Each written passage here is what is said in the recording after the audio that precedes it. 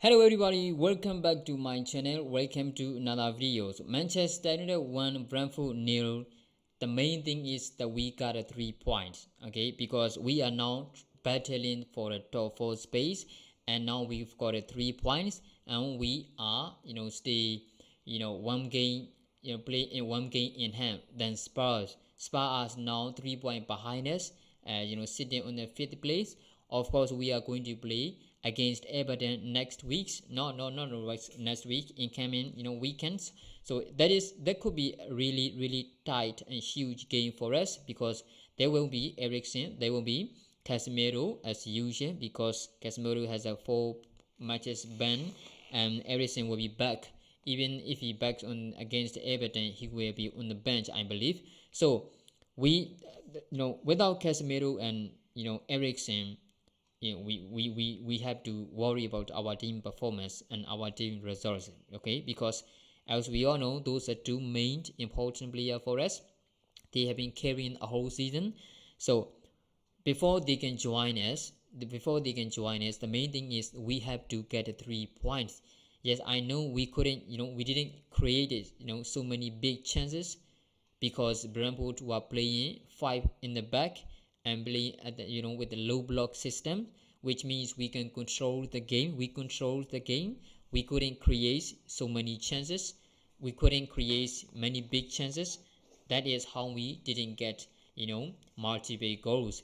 Now we have a very huge little gap, or the goal difference. Goal difference is a very huge disappointing for us, because we only have a 5 goal difference. Spurs got a 12 goal difference, and Newcastle have got a 22 goal difference, which means even if we are level on the points, we are going to be stepped down, because we have a pure goal difference. So this is a bit concerning for Manchester United, which means we need to score more goals. We need to defense, not to concede many goals. That is a huge problem for us. So that's why I think today games, I think we didn't. It's not like a perfect game for Manchester United. Even though we controlled the game, we had a 66% or possession, which means Brentford only have a 34%. Brentford got a 6 shot, and one of them is on target. We've got 18 shots, and 3 of them are on target, which means it is very low rate. We try to hit 18 times, and just 3 of them hit on target. You saw that the players are trying to hit from the far area, and they don't even have a shot on target. The worst kick from the Fred, that is from the Fred, because Marcus Rashford just passed in this as a no simple ways, and I can't even believe how Fred shot that ball to go over the bars. I couldn't believe it. He was in the closest on the goalkeeper goal post, and he hit it, and it went up to the Mars planet. I couldn't believe it. I thought it was, at least it is going to be, it should be hitting on the target, right? That's why it didn't, it wasn't a perfect match for us, but it was better performance compared to the last game against Newcastle. We were worried about because we couldn't control the game. The reason is we don't have a Casemiro and Eriksen, which means it's a very huge unlikely chance to us control the games. A team like Brentford, because Brentford is the kind of team who are focusing on the long ball and area balls and counter attacking. That's why they show the best performance against Brentford. They don't even have a 40% possession. They have like a 33 or something like that possession, but they scored 3 goals from the pure chances, which means they have so much quality from set piece taken and counter attacking. But we defending in a quality way. I was pleased with that. And David here had a huge mistake. David here made a huge mistake, and in the second half, especially when Sabitzer come up on the pitch, the kick from the David De Gea, the ball from the David De Gea who kicks in the the balls went to the other opposition players, which is not good. But when you check from the one-on-one situation, he saved it, right? And first half he showed really good performance, but of course overall it's still a bit concerning. Is it because he is a traditional goalkeeper? But I'm not gonna try to put all the blame on us David here, because he saved us against one-on-one situation. Even though he had a couple of bad kicks from the goal post, and of course one of them a hit from the Ivan Toney. Luckily it didn't win him. So for me, I'm gonna choose I'm gonna choose Sabitzer as the man of the match.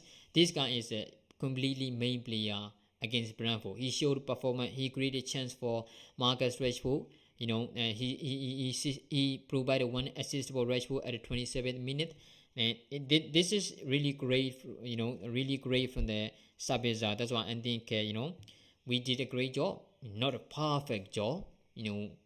We watched this game very nervously because every time Brentford get a chance to kick a corner, I was so nervous. Every time Brentford had a chance to kick a set piece, to play a set piece, I got nervous every single time. Yeah, because they have a great record this season, the scoring record from the set piece.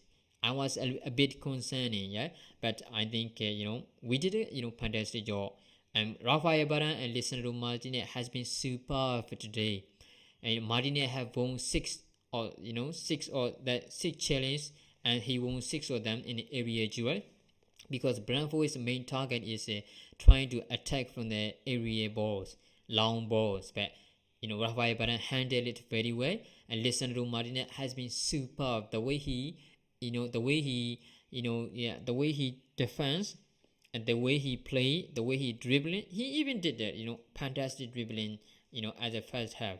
Okay, so I think Lisandro Martinez and Rafael Varane, great, did a great job. Diego Dalot, I think he made a decent job. Luke Shaw I was a little bit concerned about Luke Shaw, because we saw he is holding his hamstring. I hope it doesn't affect his Everton game. And Bruno Fernandes, we should talk about Bruno Fernandes, because a lot of people, not a lot of people, some of the fans, think that Bruno Fernandes has a bad games. I don't know. Of course, we all have a different opinion, right? But when you look at the game, Bruno Fernandes is the only player who play as a defensive midfield, which is not hit position. Okay, this is defensive midfield role. Okay, Scott McTominay has a chance, to involve in the attacking, and so as well as so this Sabitzer. But Bruno Fernandes has to play as a single pivot player on the midfield. He play as single one. He was a single pivot, okay. But he plays so much well. He had 115 touches, okay. He is our the main assist provider. He is our the main chance creator.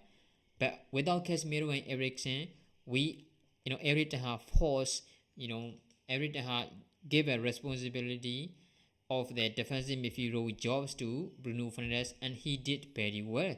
I don't even know why most of the people are thinking that Bruno Fernandes had a did bad performance.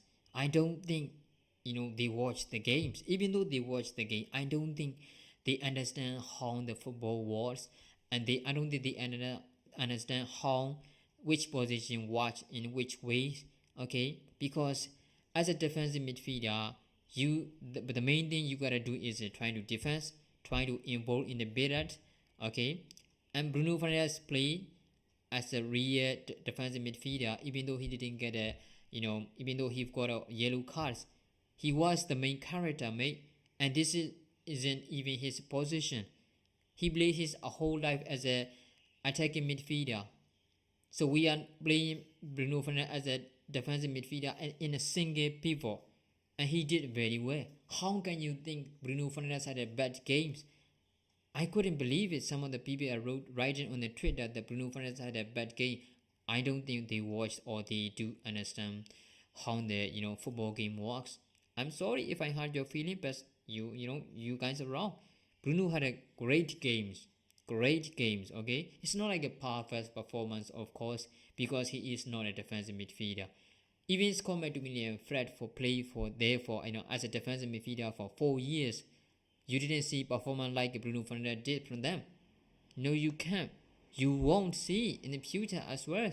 So we should appreciate, this man.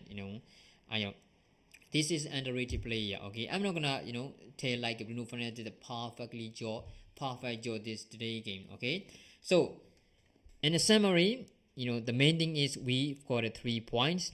We score 1 goals, which is just enough to get the three points, of course, but it didn't enough for me because we need to reduce the goal difference gap, against the Newcastle and Tottenham Hotspurs. Those are very important for us. But at the end of the day, we did a great job, and we won the game. This is the main important thing in it, right? So what do you think about this game? Make sure in the comment below. Thanks for watching, guys.